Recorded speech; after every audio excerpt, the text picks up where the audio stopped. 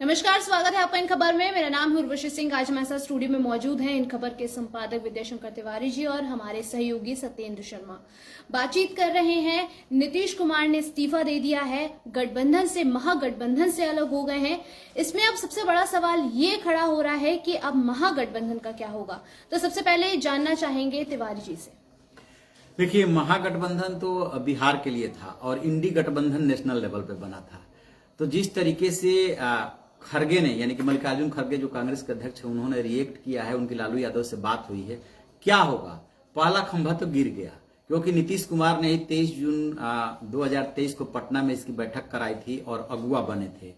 आगे चल करके नीतीश कुमार की पूछ नहीं हुई लालू यादव से, जैसा कि कहा जा रहा है उन्हें धोखा मिला, और इधर कांग्रेस भी उन्हें भाव नहीं दे रही थी। पाला बदल में माहिर है, सो वो पाला बदल के चले गए एनडीए के साथ। लेकिन सिर्फ इतने ही की वजह से नहीं वो गए हैं, उन्हें साफ साफ दीवार पे लिखी हुई इबारत दिख रही है कि नरेंद्र मोदी और बीजेपी का किस तरीके से पूरे देश में परचम लहरा रहा है, तो किधर जाने में फायदा है। नीतीश कुमार को दिखा कि एनडीए के साथ जाने में फायदा है, इसलिए भी उन्होंने ये कदम उठाया है। अदरवाइज वो नाराज तो काफी समय से चल रहे थे, जब उनकी पार्टी को तोड़ने की कोशिश हुई थी तभी से वो चल रहे थे। अब इसके बाद और कौन कौन अलग हो सकते हैं, तो देखिए, ममता बनर्जी को बड़ी मुश्किल से इन लोगों ने मनाया है कि राहुल गांधी जो वहां पे पश्चिम बंगाल में रैली कर रहे हैं, आगे बढ़ रहे हैं, उसके लिए वो सुरक्षा मुहैया कराए। खरगे ने चिट्ठी लिखी, अदरवाइज ममता दीदी भी बिदक गई थी।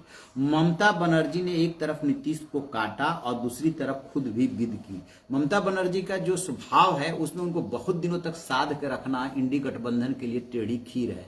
तो ममता बनर्जी भी अलग हो सकती है। अरविंद केजरीवाल की पार्टी आम आदमी पार्टी पहले से कह रही है कि हम पंजाब में 13 सीटों पे लड़ेंगे, और कांग्रेस की जो पंजाब यूनिट है वो भी कह रही है कि हम भी 13 सीटों पे लड़ेंगे। तो अब आप सोचिए कि एक जिसने शुरुआत की वो अलग हो गया, एक कह रहा है कि हम पूरा पश्चिम बंगाल में लड़ेंगे, इंडी गठबंधन में रहेंगे लेकिन पूरा पश्चिम बंगाल लड़ेंगे। ऐसे ही आप कह रहे हैं कि हम इंडी गठबंधन में रहेंगे, पंजाब पूरा लड़ेंगे, कोई हारे कोई जीते। यदि कांग्रेस जीतती है या चाहे आम आदमी पार्टी जीतती है तो वो इंडी गठबंधन की ही सीट मानी जाएगी। तो ऐसे में चुनाव एकदम सामने है, ये गठबंधन आगे क्या शक्ल लेगा कहना बड़ा मुश्किल है, क्योंकि अब एक पिलर तो उसका गिर गया है, दूसरे पिलर का इंतजार रहेगा।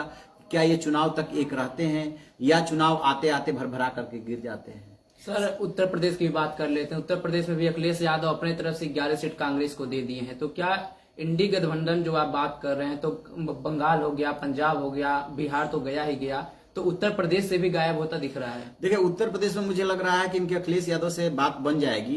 होता क्या है कि इसमें भी दांव पे चला जाता है। इनकी बातचीत चल रही थी अभी दोनों तरफ से। मतलब अखिलेश यादव ने तो इसका ऐलान कर दिया पोस्ट करके, लेकिन कांग्रेस की तरफ से भी नहीं हुआ। कांग्रेस ने उस पर नाराजगी जताई है और कहा है कि नहीं, अभी तो बातचीत चल रही है। अंदर की बात ये बताई जा रही है कि 15 सीटों पे सहमति बन गई है ऑलमोस्ट। उन्होंने 11 सीटों का इसलिए किया है ताकि कांग्रेस पे और दबाव बनाया जा सके, ताकि 1-2 सीटें वो कम हो। दरअसल ये यहाँ पे कम से कम 60 से 62 सीटों पे लड़ना चाहते हैं अखिलेश यादव, और 7 सीटें वो अपने खाते से दे चुके हैं राष्ट्रीय लोकदल को। और यदि इनको ये 10 दे रहे हैं, 11 दे रहे हैं, तो मान के चलिए कि एक सीट वो चंद्रशेखर रावण को दे सकते हैं और अपना दल कमेरावादी को दे सकते हैं। तो ऐसी परिस्थिति में यदि मान लिया जाए कि 20 सीटें इनके हाथ से चली गई, तो 60 पे लड़े, 61 पे लड़े, 62 पे लड़े, 58 पे लड़े, ये इनकी रणनीति रहेगी। क्योंकि मायावती तो फिलहाल जो है इंडी गठबंधन के साथ आते हुए दिख नहीं रही हैं। तो अखिलेश से हो सकता है कि बात बन जाए, लेकिन आम आदमी पार्टी और ममता बनर्जी, इन दोनों से बात बनती है कि नहीं बनती है। यदि आप अलग अलग लड़ेंगे और कहेंगे कि हम इंडी गठबंधन में हैं, अलग अलग कैंडिडेट उतारेंगे, कहेंगे कि इंडी गठबंधन का गठन ही इसलिए हुआ था कि 1 वर्सेज 1, एक के मुकाबले एक। और जब आप एक के मुकाबले एक नहीं देंगे, आप दोनों लड़ोगे, तो राजनीति में 2 और 2 4 तो होता नहीं है। फिर वहां पे बीजेपी भी तो होगी और भी तो दल होंगे ना। इसका फायदा किसको मिलेगा? आपका वोट यदि बढ़ता है तो इसका फायदा किसको मिलेगा? औरों को फायदा मिलेगा। तो ये कोई मतलब नहीं है कि हम यहाँ पे फ्रेंडली मैच खेल लेंगे और वैसे कहलाएंगे इंडी गठबंधन। इंडी गठबंधन की नीतीश कुमार का छिटकना गिरने की शुरुआत है। अब ये लोग कैसे संभालते हैं परिस्थितियों को, ये देखना होगा। रह भी पाते हैं एक या नहीं रह पाते हैं, ये भी देखना होगा। सर इसी बीच आपने जैसे बताया कि जो महागठबंधन है इसका एक पिलर तो गिर चुका है, वहीं पे जब ये इस्तीफा दे देते हैं उसके बाद नीतीश कुमार आके जब मीडिया से बातचीत करते हैं तो फिर वो कहते हैं कि महागठबंधन के अंदर की जो परिस्थितियां हैं वो ठीक नहीं है। वहां पर खड़गे का बयान आता है, वो कहते हैं कि नहीं हमारी तेजस्वी यादव से, लालू यादव से बात हुई है और उन्होंने कहा है कि हम साथ में आएंगे और मजबूती के साथ लड़ेंगे। अब एक बात बताओ कि कोई भी दल हो, कोई भी व्यक्ति हो, कोई भी परिवार हो, कोई भी समाज हो, उसको जब सीट बैक लगता है तो वो क्या कहता है कि मैं घायल हो गया हूं। जब आप युद्ध के मैदान में होते हैं, आप घायल हो गए होते हैं, तो भी आप उस अपने घाव को छिपा रहे होते हैं और कह रहे होते हैं कि नहीं नहीं हम मुकाबला करेंगे। वही तो काम गठबंधन मल्लिकार्जुन खड़गे और लालू यादव कह रहे हैं। आपका एक हाथ कट गया, इसके बाद करेंगे हम मजबूती के साथ खड़े। मजबूती के साथ तो रहेंगे भाई, राजद के साथ तो कांग्रेस का गठबंधन कब से चल रहा है, आप तो उनके साथ रहेंगे ही रहेंगे। लेकिन ये सोचिए ना कि बीजेपी ने जो दांव खेला, सम्राट चौधरी को 2023 में प्रदेश अध्यक्ष बनाया, अब उसी सम्राट चौधरी को उसने बना दिया है विधायक दल का नेता, विजय सिन्हा को बना दिया है उपनेता। इसके पीछे क्या रणनीति है? रणनीति ये है कि उत्तर प्रदेश, बिहार समेत उत्तर भारत के तमाम राज्यों में कुछ भी आप कह लीजिए, लाख विकास का ढिढोरा पीट लीजिए, लेकिन काम करता है जाति और धर्म ही। तो बिहार के जो जातीय समीकरण है 12 से 13% यदि हम यादव को मान लेते हैं तो उसका आधा लगभग 7% जो है कोयरी कुशवाहा ये बैठते हैं, ठीक है। कुर्मी भी उसमें शामिल है। तो नीतीश कुमार कुर्मी, सम्राट चौधरी कुशवाहा, उपेंद्र कुशवाहा जो है कोयरी, तो ये कुर्मी और कोयरी को साधने की कोशिश है। 7% वोट जो है ये एक तरह से साधने की कोशिश है सम्राट चौधरी को बना करके। बीजेपी ने ये भी रणनीति क्लियर कर दी है कि आप तमाम प्रदेशों को उठा करके देख लीजिए। छत्तीसगढ़ में उन्होंने क्या किया, आदिवासी समाज के व्यक्ति को बना दिया मुख्यमंत्री। मध्य प्रदेश में उन्होंने क्या किया, यादव को ले आए। क्यों यादव को ले आए? यादव को संदेश देने की कोशिश कर रहे हैं कि यादव पे किसी का एकाधिकार नहीं है। दो प्रदेश ऐसे हैं, बिहार और उत्तर प्रदेश, जहां एक जगह पे लालू परिवार यादव है, दूसरी जगह पे अखिलेश का परिवार यादव है। तो उनको ये संदेश दे रहे हैं, यादवों को ये संदेश दे रहे हैं कि हम भी यादवों का उतना ही सम्मान करते हैं, यानी कि यादवों में तोड़फोड़ की कोशिश, और इधर इनको आगे करके पिछड़ों को साधने की कोशिश। तो बहुत ही रणनीति के तहत बीजेपी काम कर रही है कि आगे उसे बिहार में अपना मुख्यमंत्री चाहिए। बहुत सीधी सी बात है। नीतीश कुमार जो है वो अपने राजनीतिक करियर का अंतिम पारी वो खेल रहे हैं। इसके बाद उनका क्या होगा ये बीजेपी और नीतीश कुमार के रिश्ते पे डिपेंड करेगा। फिलहाल बीजेपी की कोशिश है कि पिछड़ों को आगे करके और बिहार में किसी तरीके से अपना सीएम बनाया जाए। जिस समय सम्राट चौधरी को प्रदेश अध्यक्ष बनाया गया था, उनके पिता शकुनी चौधरी भी बड़े नेता रहे हैं, और खास बात यह है कि पिता पुत्र जो है इन सभी दलों में रहे हैं। सम्राट चौधरी जो है आरजेडी और जेडीयू समता पार्टी में भी रहे हैं, जो पहले जेडीयू समता पार्टी हुआ करती थी, और जो है अब भाजपा के प्रदेश अध्यक्ष है। तभी तो लोग कहते हैं कि इन्हें अपना एक नेता भी नहीं मिला, तो उधार के नेता को प्रदेश अध्यक्ष और विधायक दल का नेता बना दिया। राजनीति में यह सब नहीं देखा जाता है। आप कल्पना कीजिए कि असम में कैसे हिमंता बिस्वा शर्मा को, जो कांग्रेस से आए हुए हैं, उनको बीजेपी ने अपने चीफ मिनिस्टर को हटा करके किसको दिया जगह दी, तो उनको जगह दी हिमंता बिस्वा शर्मा को। किस लिए जगह दी? बीजेपी में पहले ये परंपरा नहीं थी, आरएसएस के बैकग्राउंड वाले को सामान्य तौर पर ये सब जिम्मेदारी दी जाती थी। बीजेपी अब व्यवहारिक राजनीति करने लगी है, सिर्फ सैद्धांतिक नहीं, व्यवहारिक राजनीति करने लगे, कैसे किसको माप दिया जाए। तो उसी क्रम में सम्राट चौधरी को आगे उसने किया है और पिछड़ों को साधने की कोशिश कर रही है, क्योंकि जान रही है कि देश भर में पिछड़ों की आबादी ज्यादा है, तो उनको साध करके ही चलना होगा। सर कल अभी उप मुख्यमंत्री के लिए सुशील मोदी का भी नाम आगे आ रहा था, लेकिन आज कहीं ना कहीं उससे उलट सम्राट चौधरी आ गए, तो इसमें कितना डिफरेंस देखने को मिला? देखिए, पहले बात यह आई थी कि सुशील कुमार मोदी को यहाँ लाया जा सकता है, नीतीश कुमार के से उनके रिश्ते अच्छे हैं, ताकि सरकार किसी तरीके से अपना कार्यकाल पूरा कर सके। लेकिन पहले वाली बात जो है ना, आप याद कीजिए, जब सुशील मोदी को हटाया गया था तब यही सोच के हटाया गया था कि सुशील मोदी नीतीश कुमार के दोस्त होने के कारण पार्टी के हित कई जगह जो है उनकी वजह से कमजोर पड़ जाते हैं, और ऐसा लगता है कि जैसे वो रिश्तों को निभाने में लग गए हैं। बीजेपी अब हरगिज बिहार में ऐसा कोई नेता नहीं चाहती है जो दूसरों की तरफ देखे। बीजेपी अब बिहार में एनी हाउ अपना सीएम बनाना चाहती है। उस हिसाब से अब सम्राट चौधरी को क्या कहेंगे? मान लीजिए डिप्टी चीफ मिनिस्टर वो और विजय सिन्हा को बनाया जाता है, तो सम्राट चौधरी के सिर पे आप एक पगड़ी देखा करते होंगे, अपने स्पेशल स्टाइल में पगड़ी बांधते हैं। उन्होंने कहा था कि ये पगड़ी तभी खुलेगी जब नीतीश कुमार हट जाएंगे। अब उसी नीतीश कुमार के माथत तो वो काम करेंगे, यही इसी को तो राजनीति कहते हैं। अब फिर उसका कोई तर्क वो ढूंढ लेंगे, जैसे कि नीतीश कुमार ने ढूंढ लिया कि लालू यादव का व्यवहार ठीक नहीं था, महागठबंधन में एडजस्ट नहीं कर पा रहे थे, वगैरह वगैरह। तो कोई तर्क ये ढूंढ लेंगे, लेकिन बीजेपी को एनी हाउ अब बिहार में अपना मुख्यमंत्री बनाना है। वो मुख्यमंत्री बनाने का वक्त कब आएगा? क्या 2024 के आम चुनाव के बाद कुछ बदलाव हो सकता है, या 2025 के विधानसभा चुनाव के बाद ही बदलाव होगा? इसको लेकर के नीतीश कुमार से क्या डील हुई है कि कब वो छोड़ेंगे? क्या 2025 में, क्योंकि अब तो नीतीश कुमार बुजुर्ग हो चुके हैं, 2025 का चुनाव तो शायद उनके नेतृत्व में बीजेपी लड़े। तो ये सब बहुत कुछ भविष्य के गर्भ में है कि क्या निकल करके आता है। लेकिन फिलहाल जो रणनीति दिख रही है सम्राट चौधरी को आगे लाने, नीतीश कुमार के साथ जाने, वो यही है कि उत्तर प्रदेश और बिहार में 120 लोकसभा की सीटें हैं। उत्तर प्रदेश में तो योगी मुख्यमंत्री हैं और काफी हद तक बीजेपी कह सकती है कि यहाँ पे उसकी जमीन मजबूत है। बिहार में जो है वो उसे ये लग रहा था कि नीतीश कुमार के जुड़ने से यदि हमारा वोट बैंक बढ़ रहा है तो फिलहाल बेशक बिहार यूनिट जो है विरोध कर रही हो, लेकिन नीतीश कुमार को जोड़ लेते हैं और देखते हैं कि आगे क्या होता है। उसने तात्कालिक लक्ष्य की प्राप्ति के लिए नीतीश के साथ गई है बीजेपी, अदरवाइज उसका निशाना बिहार के सीएम के लिए ही है।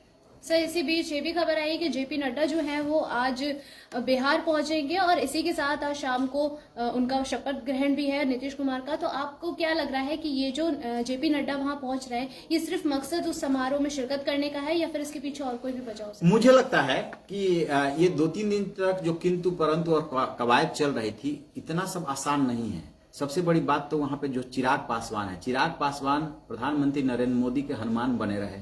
उनकी पार्टी टूट गई लेकिन मोदी राज अलापना उन्होंने नहीं छोड़ा। नीतीश के वो विरोधी हैं और अब वो कह रहे हैं कि सैद्धांतिक विरोध तो उनका रहा ही रहा है, अब सब कुछ परिस्थितियों पे डिपेंड करेगा। वो ये कहना चाहते हैं कि नीतीश कुमार से हमारी कोई पर्सनल एनमाइटी नहीं है, जो कुछ भी है वो सैद्धांतिक है कि बिहार का विकास हो, बिहार और बिहारी फर्स्ट हो, ये वो नारा देते हैं। लेकिन कैसे नीतीश कुमार ये भूल सकते हैं कि चिराग पासवान के कैंडिडेट की वजह से उनकी सीटों की संख्या आधी पे आ गई। 42-43 वो जीते थे, बाद में 2 को तोड़ करके उन्होंने अपनी संख्या 45 की थी। और चिराग पासवान भी कैसे भूलेंगे कि इसका बदला लेने के लिए पिता के न रहने के बाद नीतीश कुमार ने ही उनकी पार्टी में 2 फाड़ करा दिया था। चाचा पशुपत पारस 5 सांसदों को लेकर के अलग हो गए थे।